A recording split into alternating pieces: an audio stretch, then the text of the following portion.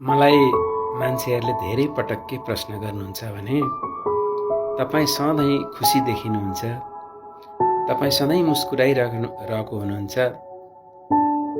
तपाईँ यो खुसी तपाईँको अनुहारमा यो जुन खुसी देखिन्छ, खुसी झल्किन्छ, यो उहिलेदेखि हो अथवा तपाईँ चाहिँ अब अहिले आएर हो अथवा तपाईँको विवाह अगाडि हो अथवा विवाह पछि चाहिँ यस्तो खुसी देखिनुहुन्छ भनेर मलाई सोध्ने गर्नुहुन्छ र मैले सामान्यतया मुसुक्क मुस्कुराउँछु र यो मेरो मुस्कुराहट नै उत्तर हुने गर्दछ।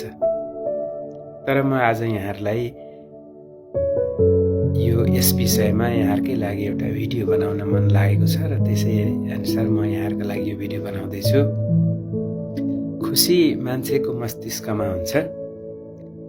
कोही मान्छे घरमा बसेर खुसी हुन्छ, कोही घर छोडेर खुसी हुन्छ, कोही माग्दै हिँड्दा खुसी हुन्छ, कोही जङ्गलमा तपस्या गर्दा खुसी हुन्छ, कोही धन दौलत नोकर चाकर आदि विविध सबै कुराहरू जोडेर खुसी हुन्छ, कोही खरानी धसेर हिँड्दा खुसी हुन्छ र यी खुसी चाहिँ ठाउँ विशेष परिस्थिति अनुसार फरक हुने गर्दछन् र कोही बिहे अघि खुसी हुन्छ र कोही बिहे पछि खुसी हुन्छ।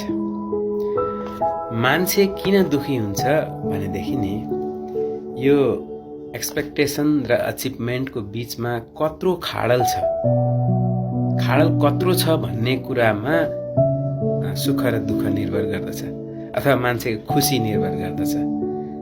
तपाईसँग जे छ, धन सम्पत्ति दौलत, तपाईका नाता गोता आफन्त बन्धुबान्धव जान परिवार, तपाईँ त्यसैमा जे छ तपाईसँग त्यसैमा सन्तुष्ट हुनुभयो भने तपाईँ खुसी हुनुहुन्छ र तपाईँ त्यो कुरामा सन्तुष्ट नभएर अब मेरो यस्तो भइदिए हुन्थ्यो, उस्तो भइदिए हुन्थ्यो, मेरा बाबाले यस्तो गरिदिए हुन्थ्यो, मेरो श्रीमती यस्तो भइदिए हुन्थ्यो, मेरा छोराछोरीहरू यस्ता भइदिए हुन्थ्यो भन्ने लाग्छ र अनि आश गर्नुहुन्छ र त्यो आश अनुसारको अचिभमेन्ट पाउनुहुन्न अथवा आश गरे अनुसारको प्राप्ति हुँदैन अनि तपाईँ दुखी हुनुहुन्छ। खुसी समय र ठाउँ अनुसार फरक हुन्छ। तपाईँ कहिलेकाहीँ मन्दिर जानुहुन्छ, तपाईलाई एक प्रकारको आनन्द र खुसी मिल्दछ। तपाईँ कहिले कतै बगैँचामा घुम्न जानुहुन्छ, त्यहाँ एक प्रकारको आनन्द मिल्दछ। तपाईँ कहीँ रेस्टुरेन्ट, सिनेमा हल अथवा अन्य कतै ठाउँमा जानुहुन्छ, त्यहाँ एक प्रकारको खुसी मिल्दछ। कहिलेकाहीँ तपाईँ आफ्नो बाबा मम्मीसँग बस्नुहुन्छ, तपाईँलाई त्यस्तै प्रकारको आनन्द र खुसी मिल्दछ। तपाईँ आफ्ना छोराछोरीसँग बस्नुहुन्छ, कुराकानी गर्नुहुन्छ, एक प्रकारको आनन्द मिल्दछ। तपाईँ श्रीमतीसँग बस्नुहुन्छ, श्रीमानसँग बस्नुहुन्छ, एक प्रकारको आनन्द मिल्दछ।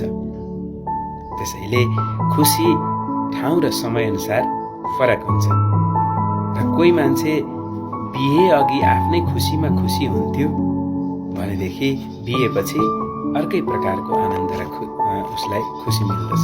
अर्कै प्रकारको अरूको खुसी देखेर, अरूलाई खुसी देखेर, छोराछोरीको, श्रीमतीको, अन्य चाहिँ आफ्ना नातागोताको खुसी देखेर खुसी हुन्छ। त्यसकारणले खुसी भनेको यो एउटा मस्तिष्कको उपज हो।